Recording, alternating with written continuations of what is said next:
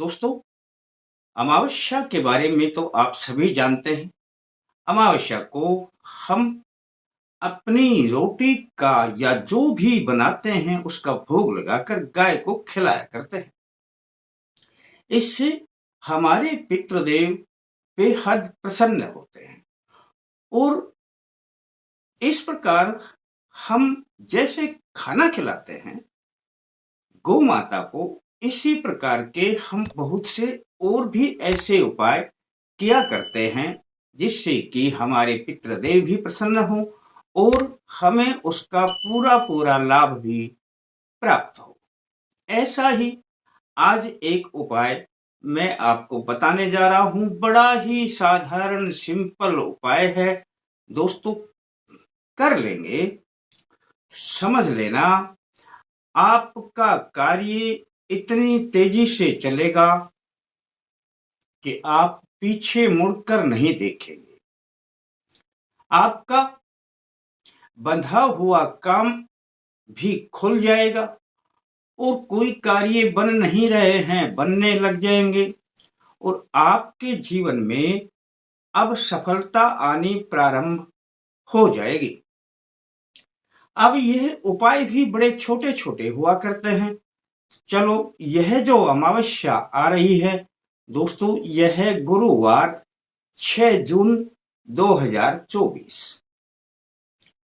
अब इस अमावस्या को मैं जो स्पेशल प्रयोग बताऊंगा दोस्तों, उसको यदि आप करते हैं तो समझ लेना यह आपको पूरा लाभ देगा और आपके काम भी बनने लग जाएंगे। मैं सत्यनारायण शर्मा, जय माता दी बोलते हुए अल्टीमेट ज्ञान में आपका हार्दिक स्वागत करता हूं दोस्तों। और प्रयोग भी बस एक अमावस्या को ही करना है। एक अमावस्या को आपने पूर्व दिशा में अपना दीपक जलाना है, उसके सामने आपने बैठ जाना है पूर्व दिशा की ओर मुख करके। दोस्तों, जब आप दीपक जलाते हैं तो अब आपने करना क्या है, बस यह छोटा सा ध्यान दें।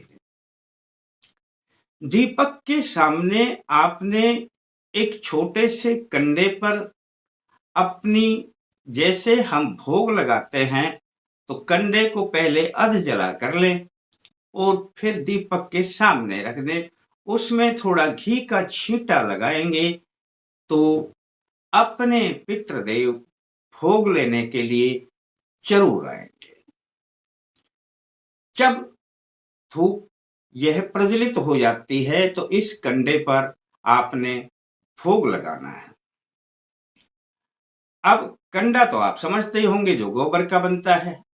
गाय के गोबर का जो कंडा बनता है उस पर आपने इस भोग को लगाना है। अब यह जब आप प्रज्वलित करेंगे तो इससे पहले आपने करना क्या है दोस्तों, बस आपने अपने घर में 2 रोटी बनवा लेनी है। अब जो रोटियां बनाते हैं उनमें से पहली 2 रोटी अपने पितरों के नाम की ही निकाल लेना और उससे पहले आपने 2 पीले रंग के जो लड्डू बनते हैं, बूंदी वाले लड्डू, वो लेकर के आने। दोस्तों, चूंकि बृहस्पतिवार को आ रही है अमावस्या, देव गुरु बृहस्पति अब इन लड्डुओं से बेहद प्रसन्न होते हैं। पीले रंग का यह जो भोग है, यह हमारे जो देवगुरु बृहस्पति हैं उनकी प्रसन्नता का कारण बनता है और चूंकि पितृदेव भी इससे बेहद प्रसन्न होते हैं, चूंकि यह भोग फिर गौ माता को जाता है। जब गौ माता को यह भोग जाएगा तो वहां पर सभी देवों का आशीर्वाद भी प्राप्त होता है।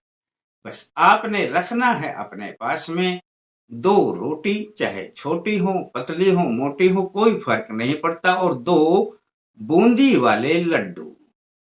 बेसन के बनते हैं दोस्तों, लड्डू के बारे में सभी जानते हैं। अब आपने पास में छोटा सा पानी का एक लोटा रख लेना है। इतना सा ही करना है, जब आपकी कंडे पे जोत आ जाती है, जलने लगता है, तब छोटा सा रोटी का पीस और एक लड्डू का पीस आपने अपनी जो जोत आ जाती है धूप के ऊपर, उस पर रख देना है और आपने बोलना है ओम श्री पितृदेवाय नमः। बस दोस्तों, एक बार इसमें से लड्डू और एक रोटी में से, दूसरी बार एक लड्डू और दूसरी रोटी में से, और तीसरी बार एक बार किसी में से भी फिर लगा दें। 3 बार आपने लगाना है।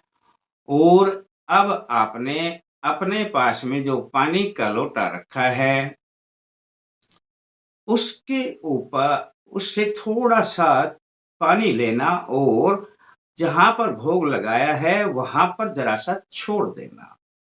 हो गया काम। अब आपने यह 2 रोटी और 2 लड्डू किसी भी गाय को खिलाने हैं दोस्तों। बस छोटा सा प्रयोग है।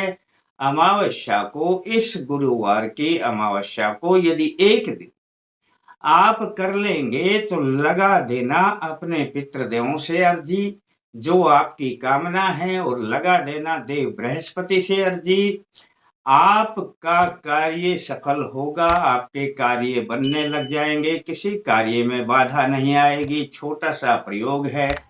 अमावस्या तो वैसे भी आप मनाते ही मनाते हैं, तो फिर इस विधि से कर लेना दोस्तों, आपका काम बन जाएगा। अच्छा लगता है किसी को बता देना, और अच्छा लगे लाइक कर देना। फिर मिलते हैं दोस्तों नए अंक के साथ, तब तक के लिए जय माता दी।